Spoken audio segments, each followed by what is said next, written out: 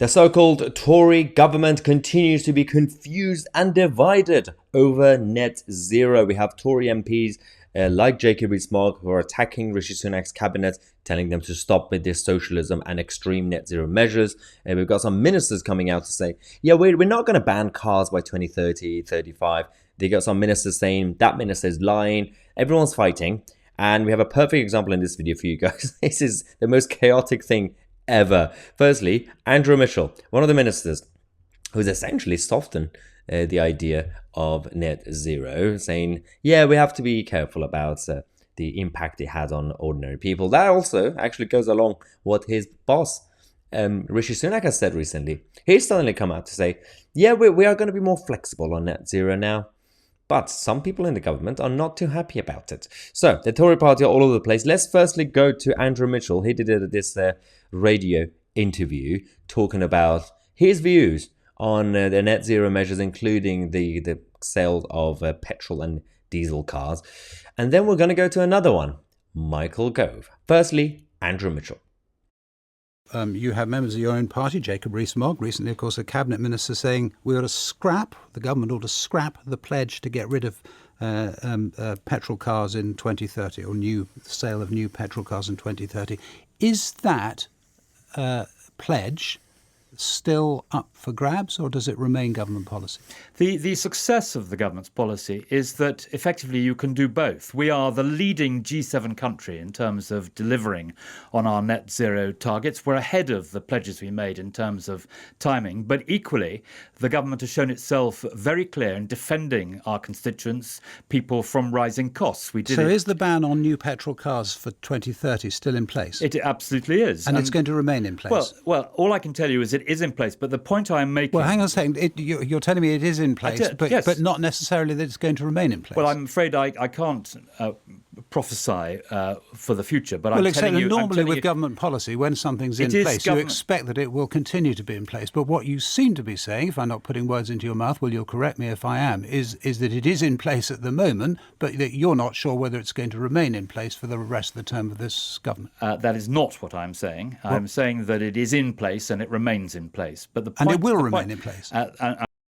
What is going on? So we're getting close to the general election. That's usually what happens. Both the Labour Party and the Conservative Party are doing the exact same thing, trying to satisfy both sides. Doesn't work. It doesn't work. So Andrew Mitchell basically said, yeah, the target is still in place, but... It's so weak and feeble, this argument.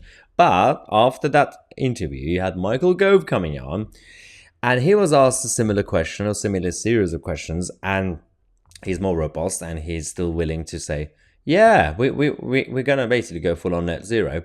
There's always a but there. So I don't know exactly what the plan is at this point, because 2030 targets, the general targets that all the European Union countries also have, it's not going to happen. They're not going to reach it. And what they're going to do in the process, they're going to destroy people's lives, but they're not going to be able to. Net zero is not going to be a thing. It's not going to work. But anyway, let's go to Michael Gove. What did you mean when you said that we shouldn't pursue net zero like a religious crusade? Well, I think we need thoughtful environmentalism.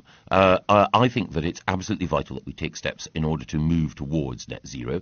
It's absolutely vital that we have a strategy for nature recovery and a strategy for electrification of the grid and a strategy for decarbonisation overall.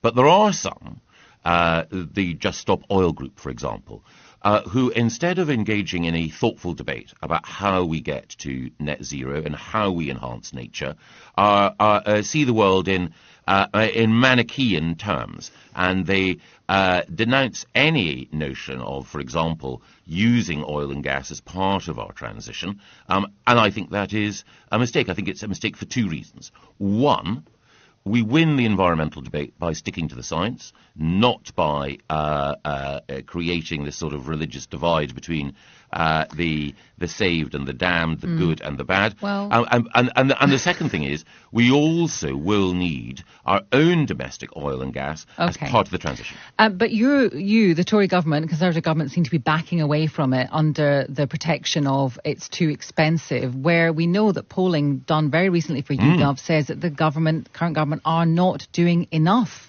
on the environment. I do agree that it's important that the government does press ahead with appropriate and thoughtful steps in order to safeguard the environment. But there are some specific areas where the cost that is being imposed on individuals risks creating a backlash. We've seen that happen in the Netherlands, and we don't want to get to a situation where the support you quite rightly point out for improving our environment curdles and turns into resistance. Okay, what about the banning the sale of new petrol and diesel cars from 2030? Is that immovable? Yes.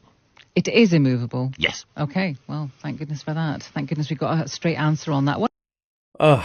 I think it's moved on from flip-flopping to a full-on zigzag at this point with these guys. So, again, Michael Gove, under the leadership of Rishi Sunak, the narrative is, let's attack Greta Thunberg level of their narrative on the environment. Let's call them religious cultists, which is true. At the same time, he's doing the same things. So, I love how the BBC interviewers, in this, for example, this radio interview, they go around and say, but you say that you're already backing away from some of the net zero measures, but the opinion polling suggests that you're not doing enough on net zero. You do realize that's meaningless. So you got logic and you got opinion. You got facts and you got opinions. So you can say a government policy on any area, you haven't done enough. We can see on paper you haven't, or you have done enough, or you've done more. And but at the same time, if you go around, ask a lot of the liberal leftists, environmentalists, what do you think? How do you feel the government is doing? And if they say they haven't done anything, even if the government has done a lot, and you can't use that argument as a BBC interview and say, well, people believe, they feel you haven't done enough, so I'm just going to say you haven't done enough. What, even if logically, factually they have done enough or more, I don't care if some liberal hippies are going around feeling that we haven't done enough. So that's also another problem. It's also the media, the way they are portrayed in this. They're not scrutinizing government policy based on... They never ask, do you think net zero is the right idea? It's already accepted in our political culture that it is absolutely fine. You have to do it. This is why British journalism, mainstream journalism, is dead. The whole of the mainstream media and the journalism that we have is completely done now. And if it weren't for new media outlets like this channel and many others, we wouldn't get the truth. We wouldn't ask the right questions. Speaking of right questions, I asked you something in the last video, if you watched it, if you haven't. I'm going to be doing something very, very interesting. If you happen to be a farmer, or in your family, relatives, anybody you know, or just anybody that you might know who could be a farmer in this country, please send me an email. I want to talk to you guys. The link is in the description, my email address, because I've got something coming up and it's going to be quite interesting. Anyway, let me know what you think. I'm Mahyar Tousi and we are the media.